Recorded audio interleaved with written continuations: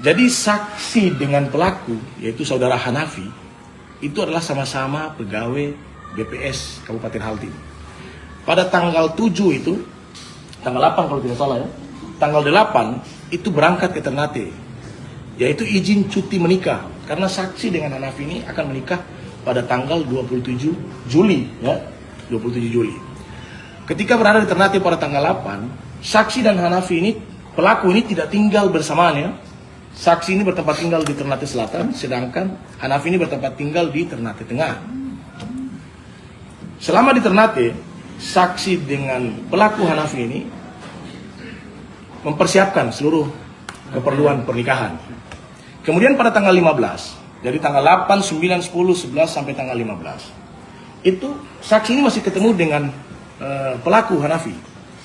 Tanggal 15 masih ketemu, kemudian merencanakan untuk keesokan harinya tanggal 16 itu sama-sama ya masih dengan agenda yang sama mempersiapkan pernikahan. Akan tetapi pada tanggal 16 pelaku ini tidak lagi bertemu dengan saksi, tidak lagi datang di WA, di telepon, ternyata tidak pernah datang. Singkat cerita,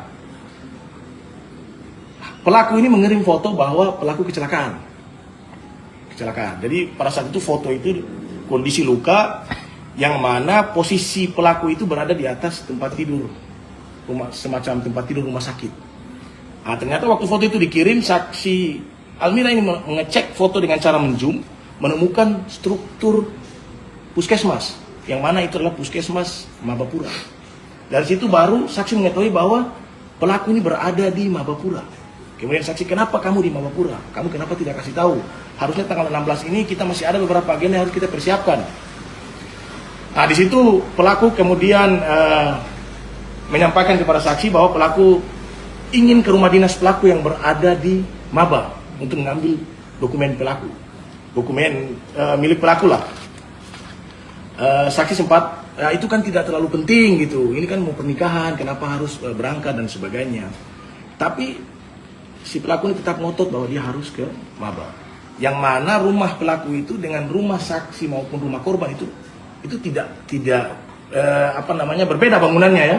Saksi bangunannya sendiri, sedangkan pelaku itu bangunannya sendiri, dia menempati rumah dinas sendiri, sedangkan saksi dengan korban itu menempati rumah dinas juga sendiri.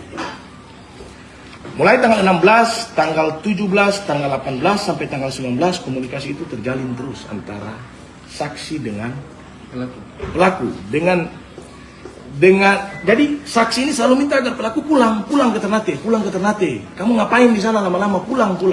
Tapi mulai 16, 17, 18, 19 itu pelaku tidak kembali ke Ternate. Pastinya tanggal 16 saksi mengetahui pelaku berada di Mabapura berdasarkan foto yang dikirim, karena ada struktur. Tanggal 17, 18 saksi tidak mengetahui lagi pelaku itu berada di mana, apakah di Buli, Mabapura atau di Maba. Tanggal 19 saksi mengetahui bahwa pelaku berada di Maba karena ada foto yang dikirim. Ada nih saya di sini gitu.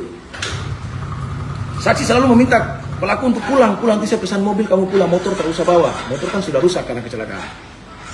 Jadi tidak usah bawa motor lah. Tapi ternyata dia tidak mau pulang.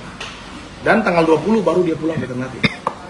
Tanggal 20 dia pulang ke Ternate karena orang tuanya itu datang ya dari Jakarta ya. Orang tuanya datang dari Jakarta untuk menghadiri acara pernikahan.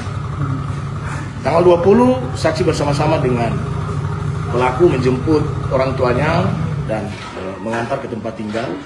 Kemudian ya seperti biasa mempersiapkan lagi kembali untuk pesta pernikahan.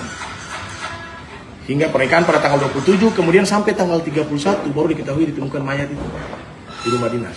Pada saat itu saksi shock karena korban ini tinggal sama-sama dengan saksi satu rumah. Saksi shock, kemudian tanggal 1 mayat itu dikirim ke Ternate, mereka sama-sama menjemput. Bahkan pelaku pun ikut menjemput nih. Menjemput dan membawa ke rumah sakit, setelah itu membawa ke bandara ya, untuk dikirim ke Jakarta. Ke Magelang ya.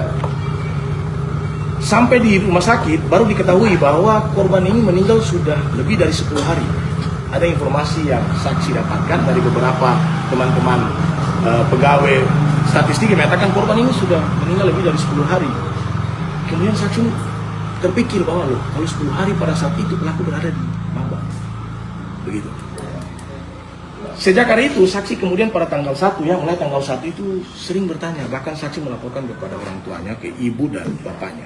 Kebetulan setelah menikah, pelaku ini tinggal bersama dengan saksi di rumah orang tua saksi. Saksi kemudian memberitahu orang tuanya, kemudian sama-sama menanyakan kepada pelaku. Ya, menanyakan bahwa terkait dengan kematian Tiwi, apakah kamu tahu? Karena pada saat itu kamu berada di sana. Dia menyatakan bahwa dia tidak tahu. Dia tidak tahu kematian itu. Tiba-tiba dia mengeluarkan rekening di m-bankingnya, wah ya buat apa kalau saya bunuh, saya ada uang kok. Gitu. Dia tunjukkan dia ada uang sekitar 50 juta. Yang dimana uang itu menurut dia itu adalah uang sisa kredit, karena dia pernah mengajukan kredit pada tanggal 4 Juli 2025. Nah setelah itu keluarga terus bertanya, apakah mengetahui terkait kematian. Sampai pada tanggal 3 itu dia tidak pernah menyampaikan terkait peristiwa yang terjadi di Maba. Selalu dia mengatakan bukan saya tidak tahu peristiwa itu. Dan tanggal 3 itu dia sudah harus masuk kantor, habis masa cutinya ya. Masa cutinya habis, dia sudah harus masuk kantor. Sedangkan klien kami ini belum bisa ke Maba dengan alasan rumah yang ditemukan korban ini sedang di polis lain. Oleh sebab itu disepakati ya sudah, pelaku ke Maba dulu. Karena ini sudah selesai masa cuti, korban saksi di sini dulu sembari menunggu mencari tempat tinggal yang baru. Dan waktu dia ke Maba, dia sempat membawa dokumen dari provinsi ya, BPS provinsi untuk